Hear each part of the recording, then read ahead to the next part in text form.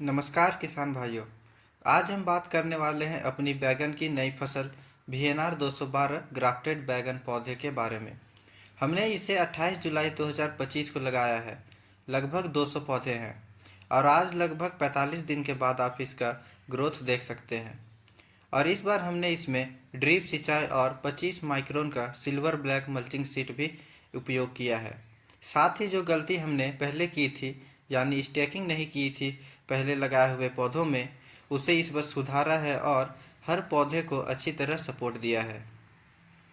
किसान भाइयों, इस बार के ग्राफ्टेड बैगन वीएनआर 212 पौधे ने तो सच में कमाल कर दिया है। पौधों की हालत ऐसी है कि हर पौधे में कई कई मजबूत शाखाएं निकल रही है। तना इतना ताकतवर हो गया है कि दूर से ही देखने पर पौधे की जानदार ग्रोथ साफ नज़र आती है। और सबसे बड़ी बात, पौधे लगाए हुए अभी सिर्फ 45 दिन हुए हैं और इनमें पहले ही फूल और फल देना शुरू कर दिया है। यानी जहां सामान्य बैगन को आपको फल के लिए 60 से 70 दिन तक इंतज़ार करना पड़ता है, वहीं इस किस्म में 1.5 महीने के अंदर ही फ्लावरिंग हो गया है और जल्दी फल लग जाएगा। इतनी तेज़ ग्रोथ और जल्दी फल लगाना किसान के लिए किसी बोनस से कम नहीं है। सोचिए, अब अभी से ही पौधे फल देना शुरू कर चुके हैं, तो आने वाले दिनों में हर पौधे पर कितने भरपूर और बड़े बड़े 200 से 300 ग्राम के फल लटकेंगे। अभी लगातार बारिश हो रही है, लेकिन आप देख सकते हैं कि हमारे खेत में कहीं भी पानी रुका हुआ नहीं है। इसका सबसे बड़ा कारण है कि हमने अच्छा ड्रेनेज सिस्टम बनाया है। बैगन के पौधे अगर पानी में लंबे समय तक डूबे रहें तो जड़ गलन और फंगल रोग बहुत तेज़ी से फैलते हैं। लेकिन क्योंकि यहाँ पानी बिल्कुल भी नहीं रुक रहा, इसीलिए पौधे हरे भरे और स्वस्थ बने हुए हैं। यही एक सफल खेती का राज है। बारिश हो या धूप, खेत में नमी संतुलित रहनी चाहिए, लेकिन पानी कभी भी ठहरना नहीं चाहिए।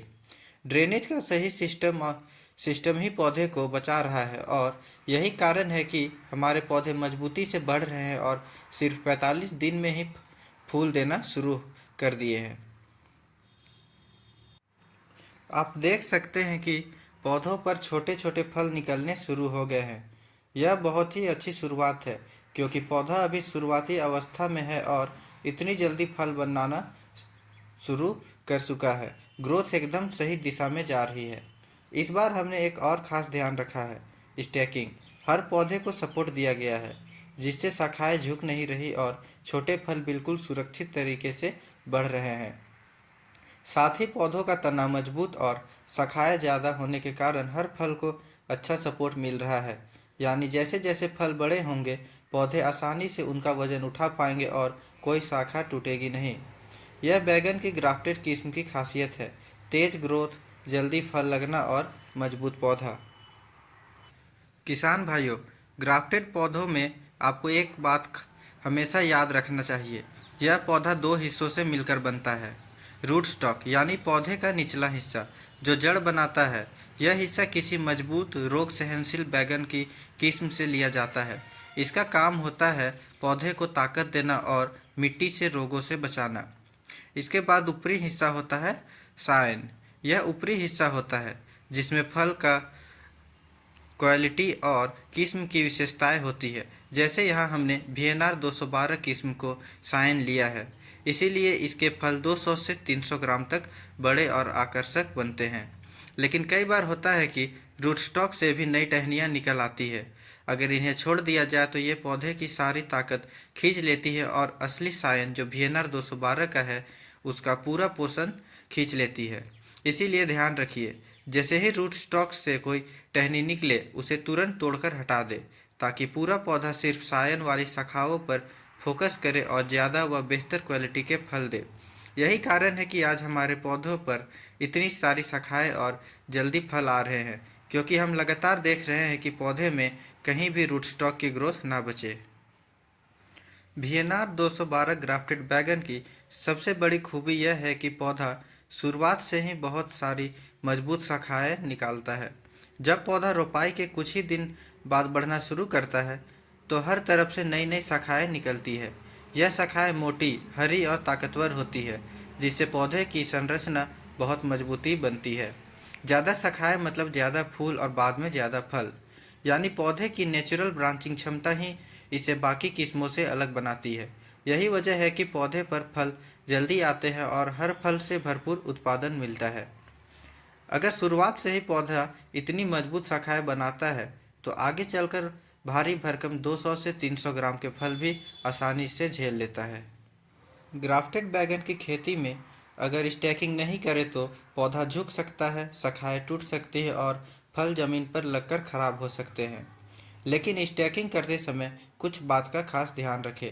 अगर आप पौधे के सहारे के लिए बांस इस्तेमाल कर रहे हैं तो उसे पौधे के बिल्कुल पास न लगाएं, क्योंकि बारिश और नमी से बांस में फफूंदी लग सकती है और वह बीमारी जड़ों तक पहुंच सकती है।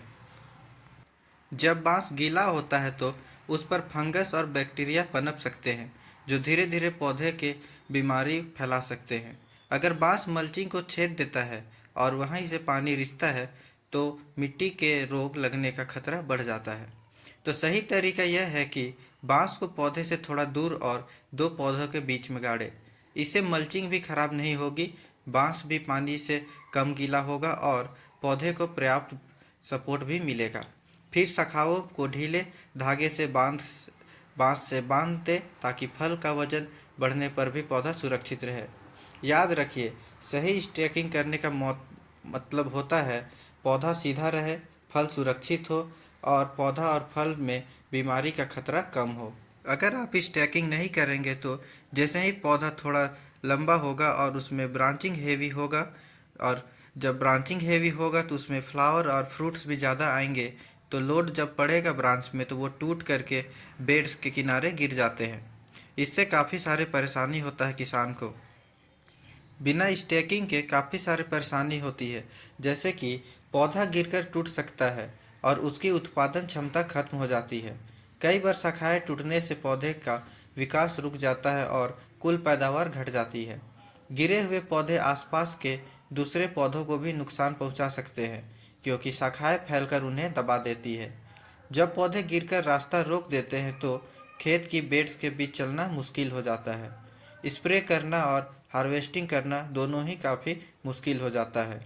इसीलिए स्टेकिंग करना न सिर्फ पौधे को सीधा रखने के लिए ज़रूरी है, बल्कि यह आपकी पूरी खेती को साफ सुथरा और मैनेज करने योग्य बनाए रखती है। पिछली बार की खेती से हमें बहुत कुछ सीखने को मिला। अब हम इस बार पूरी तैयारी के साथ काम कर रहे हैं। खेत में सही ड्रेनेज सिस्टम बना दिया है ताकि बारिश का पानी रुके नहीं। पौधों को मजबूत स्टैकिंग और सही स्पेसिंग दे रहे हैं ताकि कोई पौधा गिरे या टूटे नहीं। हमने हर छोटी छोटी गलती से सीखा और इस बार हर पॉइंट पर सुधार किया है ताकि हमें अधिकतम और लगातार पैदावार मिल सके। किसी भी पौधे का अच्छा ग्रोथ और सही समय से फ्लावरिंग और फ्रूटिंग उसके बेसल डोज और सही स्प्रे शेड्यूल पे निर्भर करता है। अगर आपको भी ग्राफ्टेड बैगन VNR 212 का स्प्रे शेड्यूल और बेसल डोज के बारे में जानना है तो वो मैंने अपने पिछले वीडियो में बहुत ही डिटेल में स्टेप बाय स्टेप एक्सप्लेन किया हुआ है, तो आप वहाँ से जा कर के देख सकते हैं। तो दोस्तों, सही ड्रेनेज, मजबूत स्टैकिंग और सही स्पेसिंग और सही तरीके से बेसल डोज और स्प्रे शेड्यूल मेंटेन करने से आप भी ज़्यादा और लगातार पैदावार ले सकते हैं अपनी खेती से। अगर आपको मेरी यह जानकारी अच्छी लगी हो तो वीडियो को लाइक करें, चैनल को सब्सक्राइब करें और बेल आइकन को दबाएं ताकि अगली बार जो भी वीडियो अपलोड हो तो सबसे पहले आपको जानकारी मिल सके। मिलते हैं अगली वीडियो में। खेती करते रहिए और स्मार्ट खेती सीखते रहिए।